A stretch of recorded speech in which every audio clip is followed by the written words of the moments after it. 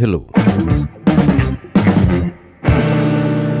Balik lagi di channel Spoiler Moon dan kita akan lanjutkan lagi pembahasan di part sebelumnya. Di part sebelumnya orang-orang dari Akademi Swanglong bergerak untuk melakukan penyelidikan tentang kehancuran dari ketiga sekte pada waktu itu.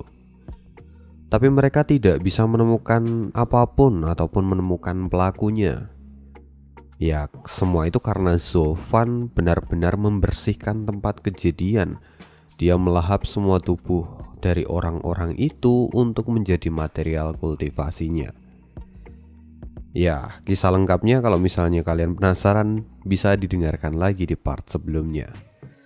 Sekarang setelah mereka semua berkumpul, mereka kembali dikejutkan karena ternyata Sekte Tianxing sudah dihancurkan. Lalu sekte mana lagi yang akan dihancurkan oleh Zovan berikutnya? Mari kita simak di part 162. Dan part kali ini Ane ambil dari bab 843 sampai dengan 846. Sebelum mulai, sedikit mengingatkan kepada rekan-rekan, Ani sebenarnya udah ngasih pemberitahuan di bagian post di traktir gitu ya. Kalau misalnya kalian merasa bahwa memang waktu langganan itu belum habis tapi kok nggak bisa untuk nonton, mungkin itu karena Anda terlog out. Jadi coba dipastikan ada nggak tulisan di bagian bawah video itu kamu harus login. Kalau ada tulisan itu otomatis silakan login gitu ya.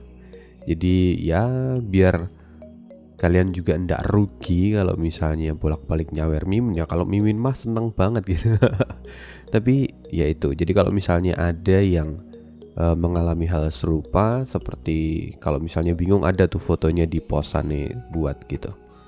Coba dipastikan terus login ulang. Nanti kalau memang waktunya belum habis, langganannya belum habis, maka nanti pasti bisa tetap nonton gitu ya. Oke, mari kita lanjut ke dalam ceritanya. Tetua Du, jika memang benar Kaisar Jiuyu adalah guru dari Zovan dan ingin membalaskan dendamnya, maka sekte berikutnya adalah Sekte Keadilan Tiandi, kata Tetua Ou dengan wajah suram. Tetua Du pun mengangguk pelan dan dia kini tampak khawatir. Tapi Wu Qingqiu tahu akan kekuatan dari Sekte Tiandi. Jadi dia berkata dengan santai, jika itu memang benar, mungkin kita tidak perlu terlalu mengkhawatirkannya. Lagi pula Sekte Tiandi adalah salah satu dari mantan 3 sekte atas di Sisou. Kekuatan mereka tidak bisa diremehkan. Bahkan mereka memiliki tetua di ranah Guiyuan. Jika misalnya orang itu memang ingin menyerangnya seorang diri, mungkin dia justru yang tidak akan selamat. Mendengar itu Tetua Ou pun tersenyum masam. Lalu dia berkata, sebelumnya kamu pasti sudah pernah mendengar tentang Dan King Seng. Di masa lalu, dia menginjak 10 sekte sendirian secara berturut-turut. Meskipun akhirnya dia menyerah. Tapi, apa kamu pikir dia menyerah karena dia tidak mampu melawan kekuatan dari sekte atas? Sayangnya tidak. Tidak seperti itu. Jika bukan karena dia ingat bahwa tempat ini adalah tanah kelahirannya, mungkin dia sudah memusnahkan sekte yang menghalangi jalannya. Dan sekarang sosok yang merupakan guru dari Zovan, aku yakin dia bahkan jauh lebih kuat daripada Dan King Seng. Jika dia benar-benar menaruh dendam karena kematian dari muridnya, maka seluruh Sisou bisa saja dalam bencana. Aku ragu kalau Sekte Tiandi akan mampu menahannya kali ini. Mendengar itu, tubuh dari Wu Qingqiu tampak gemetar. Dia sekarang paham akan seberapa berbahayanya situasi yang sedang mereka hadapi. Setelah itu mereka memutuskan untuk melakukan perjalanan lagi menuju Sekte Tiandi. Semua orang terdiam dan masih tampak tegang. Sampai Yanmo berkata, "Tetua O, menurut apa yang Anda katakan, musuh adalah orang yang sangat kejam dan tidak dapat dihentikan. Jika memang begitu, kita tidak seharusnya pergi ke sana sekarang, atau kita justru akan mati konyol." Tetua O menghela nafas lalu berkata, "Itu belum tentu benar. Lagi pula kita sekarang membawa nama seluruh Shisou. Kita bisa saja memobilisasi semua kekuatan di Shisou jika memang diperlukan." Tetua Du pun tampak serius dan dia berkata, "Apa yang Tetua O katakan itu benar. Selama kita bisa bernegosiasi dengannya, maka kehancuran mungkin dapat dihindari. Tapi jika dia tetap tidak mau mundur, maka yang dia lawan adalah seluruh kekuatan di Shisou. Bahkan jika itu Dan King Shen, dia masih kesulitan untuk melawan seluruh kekuatan dari Shisou di saat yang bersamaan. Kecuali jika orang ini sudah mencapai titik yang sama dengan orang itu." "Orang itu? Siapa maksud Anda?" tanya Yanmo sambil menatap Tetua Du. "Orang itu adalah master pedang yang tak terkalahkan dari Zhongzhou. Jika kekuatannya di tingkat orang itu, maka tidak ada lagi yang bisa kita lakukan." "Master pedang tak terkalahkan?" Beberapa orang kini tampak mengerutkan keningnya. Lalu Tetua Du berkata, "Orang itu adalah ahli yang sangat menakutkan.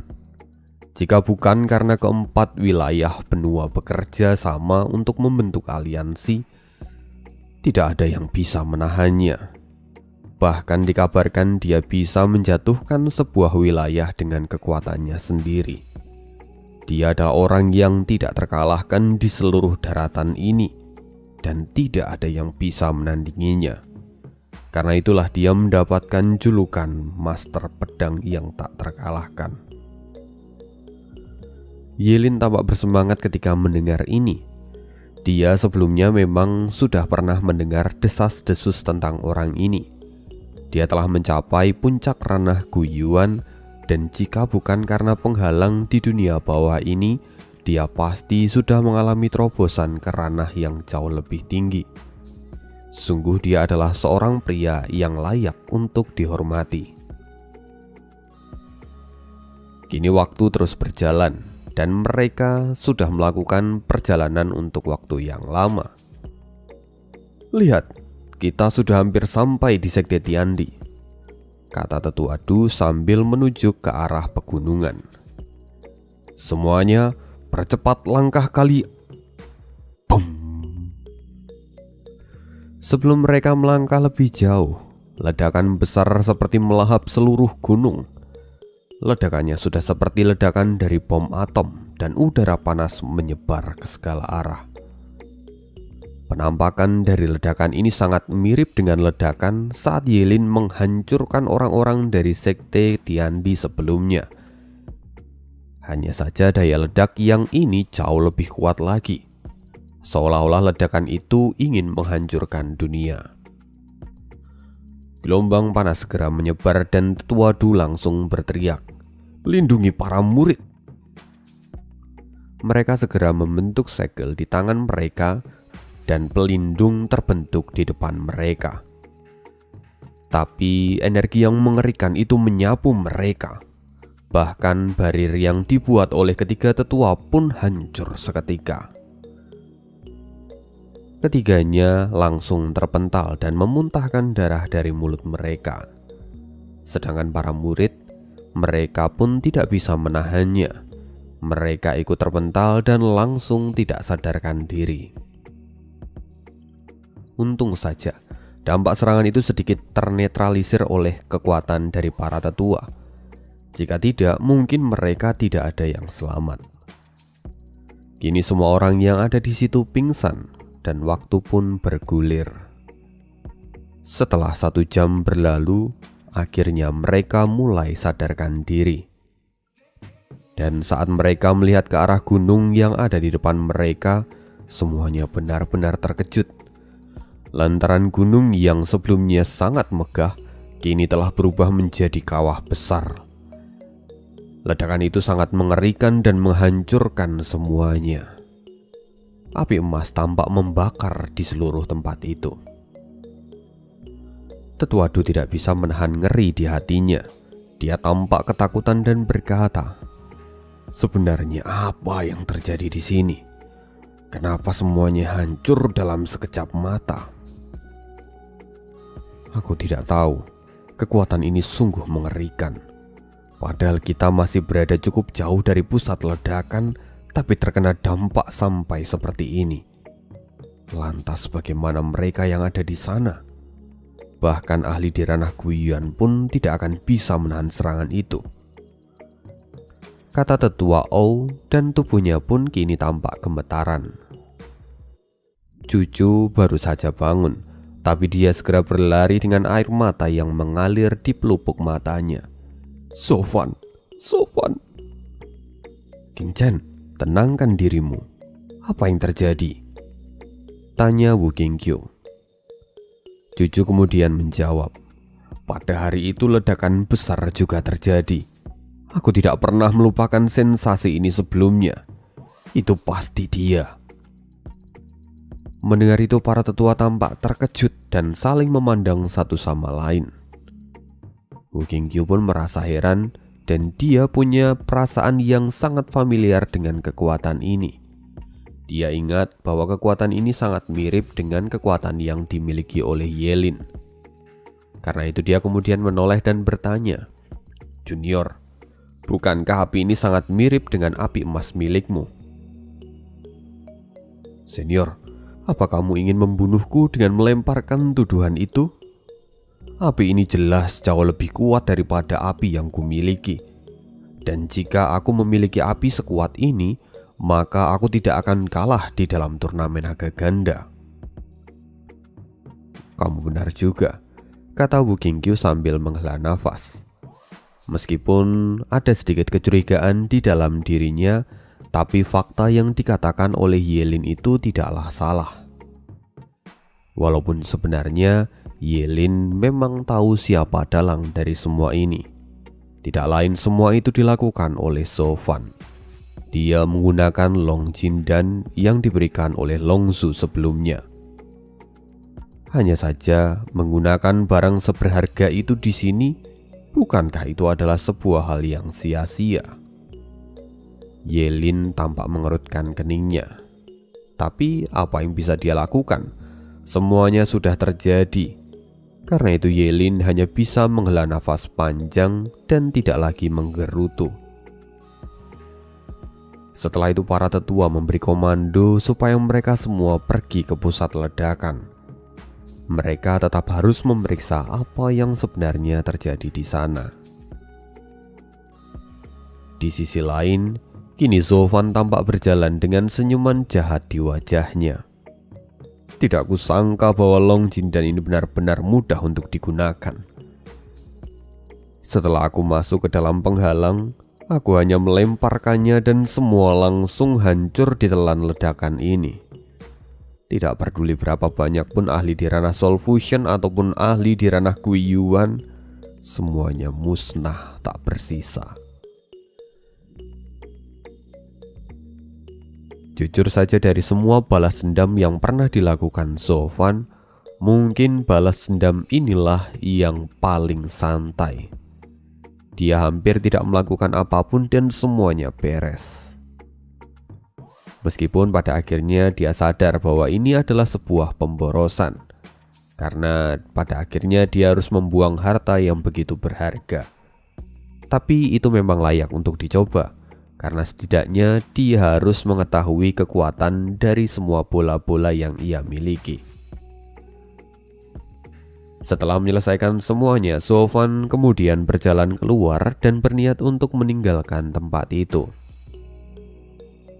Tapi tiba-tiba beberapa aura datang dari langit dan Sofan agak terkejut. Dia segera mengaktifkan mata Dewa Kongming miliknya. Tahap ke-6 mata Dewa Kongming, ruang hampa. Sofan kemudian masuk dan keberadaannya pun menghilang dari tempat itu.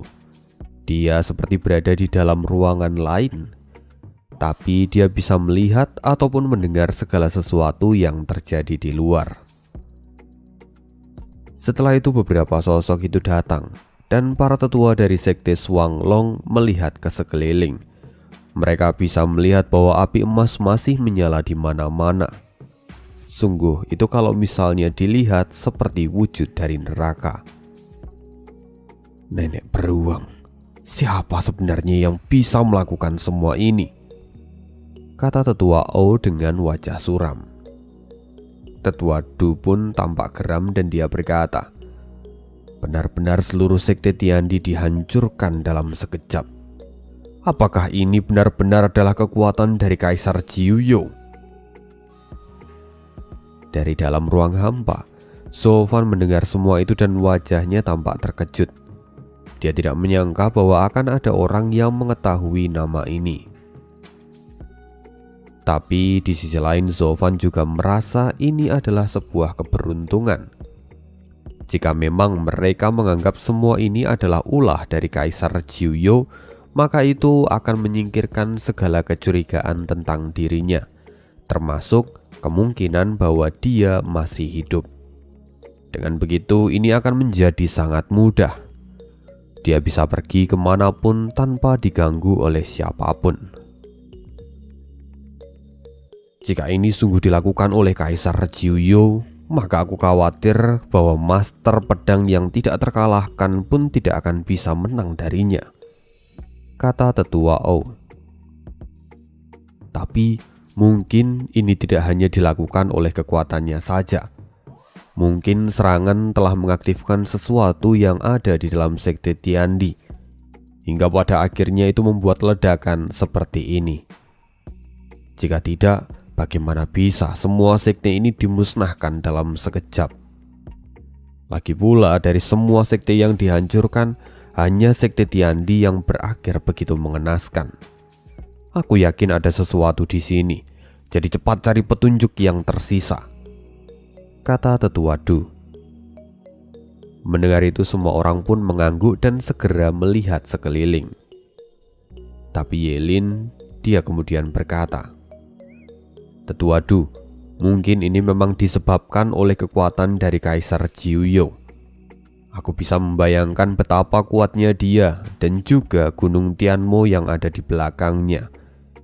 Bahkan jika seluruh Shishou bekerja sama, mungkin kita masih tidak akan kuat untuk melawannya. Kini tubuh mereka semua terguncang ketika mendengar kata-kata dari Yelin. Sebelumnya memang Tetua Du mengatakan itu untuk menenangkan hati mereka sendiri, membuat seolah-olah kerusakan ini diakibatkan karena ketidaksengajaan atau mungkin karena urat bumi yang meledak. Karena jika itu memang benar serangan tunggal, maka mereka sama sekali tidak memiliki harapan lagi di masa depan. Kini mata Tetua O tampak ragu-ragu dan dia berkata, itu tidak mungkin. Jika dia memang memiliki kekuatan sebesar ini, maka dia bisa melakukan serangan secara terang-terangan di seluruh benua. Tapi dia tidak melakukannya. Aku yakin bahwa dia masih takut dengan kekuatan gabungan dari Shishou. Selain itu, saat kita datang ke sini pun, kita bahkan tidak melihat sosoknya. Aku tahu dia pasti sengaja menghindari kita. Kalau tidak, mungkin konfrontasi tidak bisa dihindarkan dan itu mungkin akan merugikan dirinya sendiri, kata Tetua O yang terus mengeluarkan hipotesisnya. Sofan yang melihat ini semua dari dalam ruang hampa miliknya, dia merasa bahwa semua itu tidak terlalu penting. Karena itu lebih baik sekarang dia pergi dari tempat itu. Sofan pun berbalik dan mulai berjalan. Tapi kilatan petir tiba-tiba keluar dari cincin guntur miliknya. Dan di saat yang sama, Cincin guntur milik cucu pun bersinar dengan terang.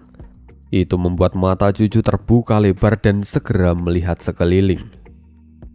Sofan menyadari ini dan matanya pun memadat.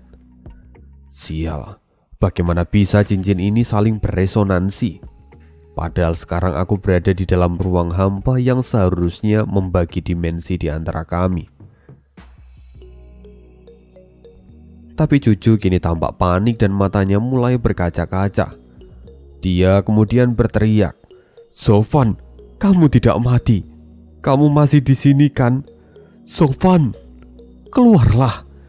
Sofan." Sofan terkejut. Dia tidak menyangka bahwa King Chan akan langsung mengeluarkan reaksi seperti ini. Sedangkan para tetua kini langsung bertanya, "King Chan, apa maksudmu? Apakah Sofan itu masih hidup? Bagaimana bisa kau mengetahui itu?" King Chan belum menjawab. Lalu Yelin berkata, "Saudari King Chan, apa kamu sedang memikirkan suamimu lalu berhalusinasi? Sofan sudah mati. Bagaimana mungkin dia ada di sini?" kata Yelin. Dia tampak cemas karena jika sampai kecurigaan kalau Sofan itu masih hidup muncul di sana, maka itu akan sangat berbahaya untuk Sofan. Dan Sofan tentunya akan menjadi buronan di seluruh Shishou. Tapi cucu malah menangkap maksud lain. Dia berpikir kalau Yelin itu tidak senang kalau Sofan masih hidup. Dan kemudian cucu berteriak, "Pergi kau. Aku tahu kau sangat membenci Sofan karena mengalahkanmu. Karena itu kau ingin dia mati. Tapi aku tahu bahwa Sofan ada di sini. Sofan, cepat keluarlah. Apa kau tidak mendengar permintaan dari istrimu ini?" Mendengar itu wajah Yelin tampak kusam. Jantungnya tampak naik turun karena dia merasa geram. Padahal dia itu ingin membantu di sana, tapi malah dituduh yang tidak-tidak. "Cepat keluarkan roh primordial kalian dan lihat siapa yang ada di sekitar sini," kata tetua Du. Lalu setelahnya mereka mengeluarkan roh primordial dan mencari jejak kehidupan yang ada di sekitar sana. Tapi tidak ada satupun kehidupan yang tersisa. Mereka tidak bisa merasakan siapapun selain rombongan mereka sendiri. "King Chan, sudah. Jangan seperti ini. Sofan sudah tidak ada di sini lagi," kata Suiro Hua. Dia kemudian memeluk cucu. Lalu Dan Er pun ikut mendekatinya dan melakukan hal yang sama. Tapi cucu kini berkata semakin keras, "Tidak, lihatlah cincin ini. Jika dia benar-benar mati, tidak mungkin cincin ini akan bersinar. Cincin ini hanya akan bersinar jika Sofan ada di dekatku. Dia pasti masih ada di sini." Tetua Du melihat kegilaan dari King Chan dan kemudian berkata dengan rasional, "King Chan, aku tidak tahu apa yang terjadi pada cincin di tanganmu itu. Tapi kami telah memeriksa bahwa tidak ada kehidupan apapun dalam radius ratusan mil dari tempat ini. Jadi sekarang tenangkanlah dirimu." Cucu tampak menggertakkan giginya dan dia berseru, "Tidak, aku yakin dia ada di dekat sini. Kalian memang tidak bisa menemukannya. Hanya aku, istrinya, yang tahu kalau dia masih hidup dan ada di sini." "Cukup King Chan, jangan main-main," bentak tetua O yang tidak lagi bisa menahan amarahnya. Dia kini menatap cucu dan kemudian tetua O berkata lagi, "Kami adalah ahli di ranah Guiyuan dan tidak mungkin ada orang yang bisa menyembunyikan keberadaannya di depan mata kami. Kami sudah memeriksa dan tidak menemukan siapapun, jadi hentikan kegilaanmu ini." Cucu tidak mau mendengarnya. Dia kembali tampak marah dan berteriak, "Sofan, keluar! Aku istrimu. Cepat keluar dan temui aku." Tetua O merasa diabaikan dan kemudian dia berteriak, "Kenapa kalian diam saja? Cepat bawa anak ini pergi dari sini. Dia sudah gila. Lebih baik dia kembali ke sekte dan mendapatkan perawatan." "Aku tidak gila. Cincin ini tidak berbohong. Aku tahu bahwa dia ada di sini," teriak cucu. Dia terus-terusan memanggil nama Zovan. Zovan yang kini ada di dalam ruang hampa tampak menggertakkan giginya. Sudut matanya kini tampak mengembun. Dia benar-benar tidak tega melihat istrinya seperti ini. Lalu sebuah suara teredam terdengar di telinga semua orang. Mereka semua langsung terkejut di saat yang bersamaan. Bahkan Tetua O menjadi semakin takut. Apa itu benar-benar Zovan? Apa dia masih hidup? Jika dia memang masih di sini, itu artinya semua kehancuran ini disebabkan olehnya, kata tetua yang lain. Tapi tiba-tiba aura yang mengerikan seketika memenuhi tempat itu, dan sebuah suara keluar dari dalam ketiadaan. 3 iblis kecil berani sekali kalian memamerkan kemampuan di depan mataku. Sungguh kalian tidak tahu diri. Di saat itu tiba-tiba kilatan petir hitam seperti berkumpul di satu titik. Lalu sosok dengan besar hingga ratusan kaki muncul di sana. Dan kemudian 2 buah cahaya bersinar dan menjadi bola matanya. Sungguh itu adalah hawa kehadiran yang sangat mengerikan. Semua orang kini merasa tertekan. Bahkan para tetua yang berada di ranah Guiyuan pun mereka seperti terpukul. Bahkan mereka sampai bergumam, "Inikah sosok dari Kaisar Jiuyou?" Di sisi lain, Yelin yang tahu bahwa semua ini adalah pengaturan dari Zovan, dia masih tidak bisa menahan keterkejutannya. Dia tidak menyangka bahwa ternyata Zovan bisa melakukan sesuatu seluar biasa ini. Bahkan dia pun sampai merasakan kengerian yang mendalam. Sosok besar itu kini melihat ketika tetua dengan tatapan yang menghina. 3 bocah kecil menganggap dirinya sebagai Buddha. Sekarang, bukankah kalian justru terlihat seperti keledai yang bodoh? 3 tetua itu langsung ketakutan dan membungkukkan kepala mereka. "Salam untuk senior. Maafkan atas ketidaktahuan kami. Kami tidak tahu bahwa senior adalah orang suci yang tidak pernah terlihat." Para tetua kini hanya bisa melihat dominasi dari sosok itu. Bahkan jika mereka tidak melihat kalau sosok ini menghancurkan sekte keadilan Tiandi, mereka yakin bahwa orang inilah pelakunya. "Senior, tolong maafkan kami. Sebelumnya kami hanya berkata omong kosong. Tolong jangan pedulikan itu," kata Tetua O dengan wajah ketakutan.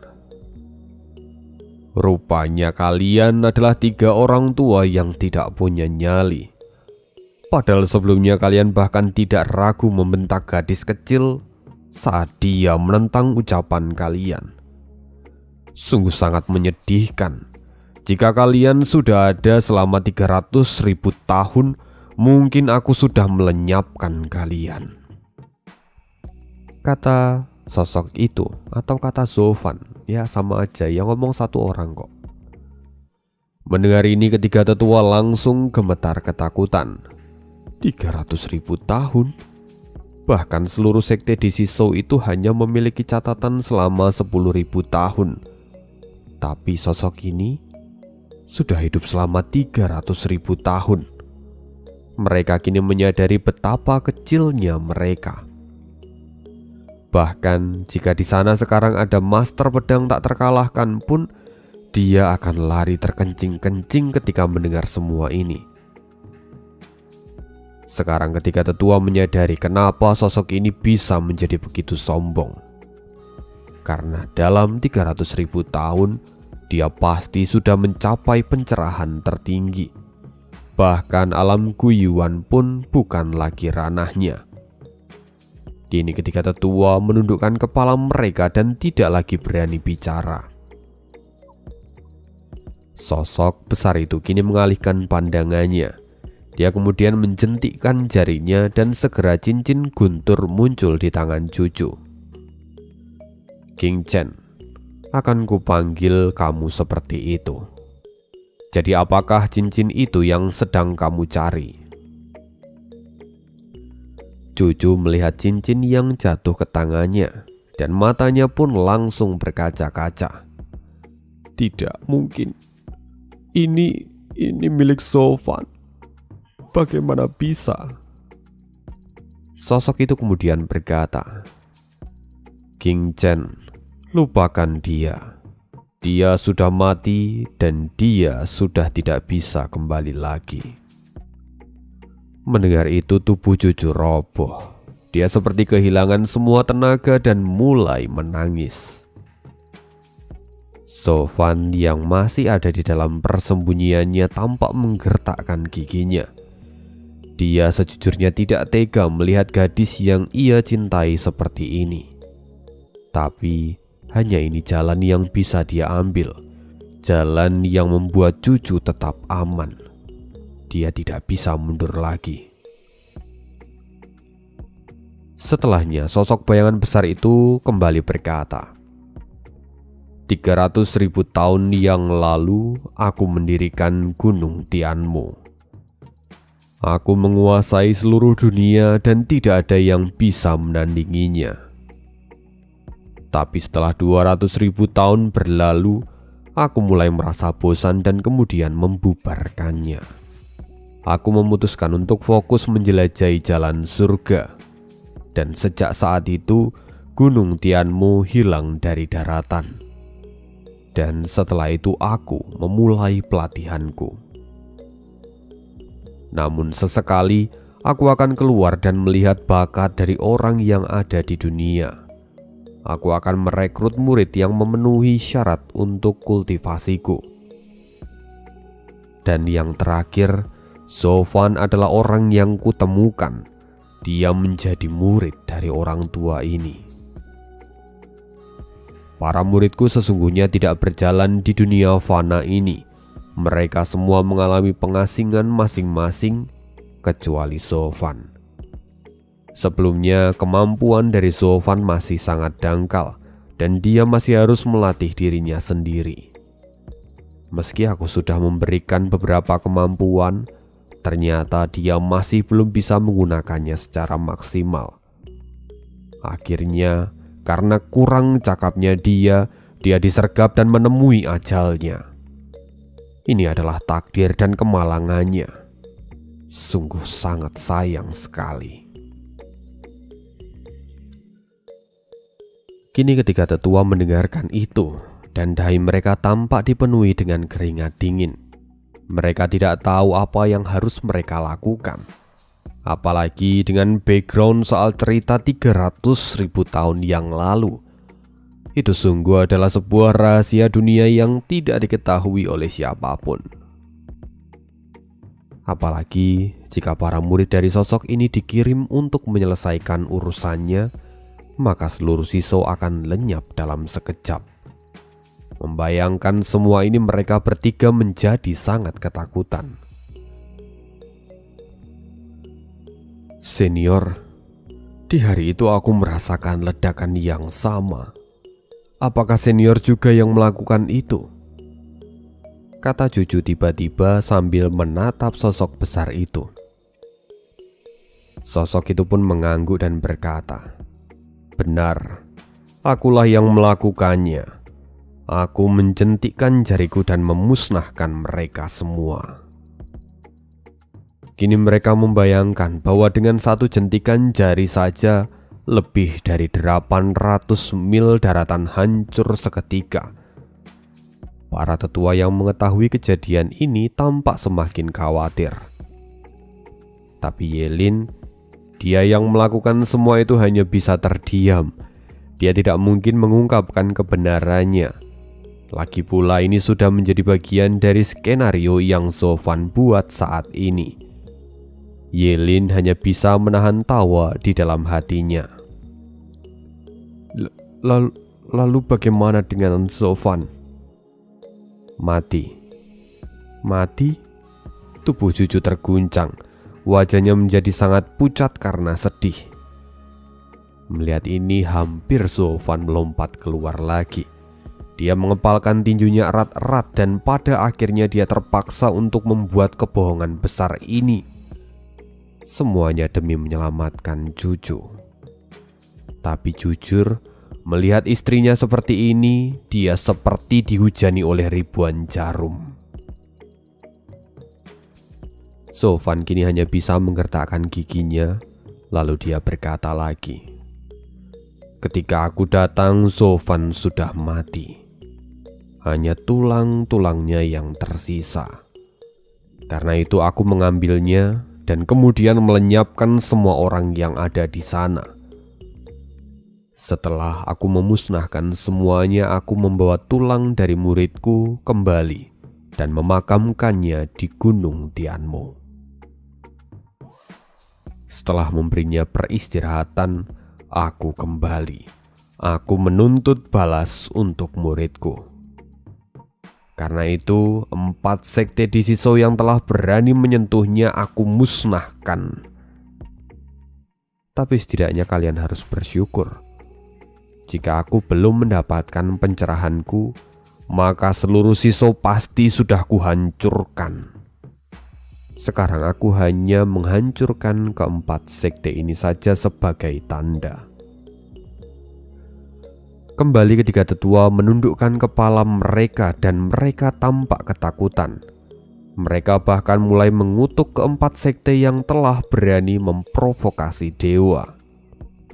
Sedangkan Juju, dia tampak sangat frustasi. Jika Anda berkata begitu, artinya dia benar-benar sudah mati. Tubuh Juju terguncang hebat dan akhirnya dia kehilangan kesadarannya. Dia kemudian jatuh ke dalam pelukan Suirwohua. King Chen, sadarlah." Suirwohua menjadi panik. Melihat ini, Sofan sekali lagi ingin melompat keluar dari ruang hampa. Dia tidak bisa melihat bahwa Juju benar-benar terpukul sampai kehilangan kesadarannya. Tapi jika dia keluar, maka semua rencananya akan kacau. Sofan mengepalkan tangannya sampai kukunya menusuk daging dan darah keluar dari sela-sela jarinya. Ini adalah keputusannya. Dia tidak boleh terbawa oleh emosi, karena kalau sampai itu terjadi, maka Juju akan dalam bahaya. Sofan kemudian menjentikkan jarinya dan cincin yang ada di tangan Juju kini hilang dan kembali padanya.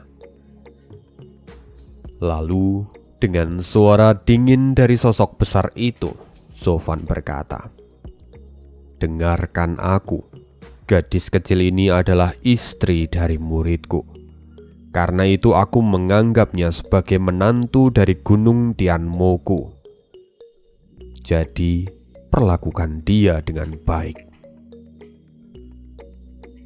Lalu saat dia bangun, katakan padanya bahwa cincin yang ia kenakan adalah tanda dariku. Jika dia memiliki kesulitan, maka cincin itu akan bersinar dan aku akan datang. Setelah selesai mengatakan itu, sosok besar itu pun kembali hilang dalam sekejap. Kini para tetua kembali mengangkat kepalanya. Sekarang tekanan dari sosok itu sudah tidak ada lagi. Yang tersisa di sana hanyalah panas dari api yang masih menyala. Tetua Ou masih tampak gugup dan berkata, "Tetua Du, aku tidak menyangka bahwa akan ada senior semengerikan ini. Bahkan Master Pedang tak terkalahkan pun tidak ada apa-apanya jika dibandingkan dengan dia. Itu benar. Bahkan Master Pedang pun tidak memiliki aura sekuat ini. Para tetua kini tampak mengangguk bersamaan. Sekarang di antara kemalangan ini, mereka juga menemukan sebuah anugerah. Lalu tetua O buru-buru berkata, "Cepat bawa King Chen kembali ke sekte." "Tetua, saat ini junior sedang pingsan karena terlalu sedih. Kenapa kita harus membawanya kembali sekarang?" tanya Wu Qingqiu. Tapi tetua O berkata, "Sekarang anak ini adalah harta karun dari Sisou. Dia tidak boleh sampai terluka ataupun mendapat celaka." Mereka terkejut. Kini sikap dari para tetua telah berubah 180 derajat.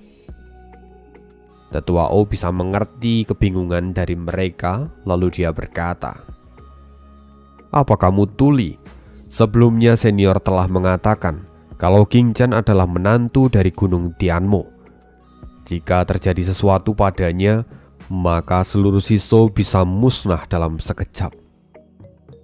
Tapi di sisi lain, senior juga berjanji akan membantu jika King Chen dalam bahaya.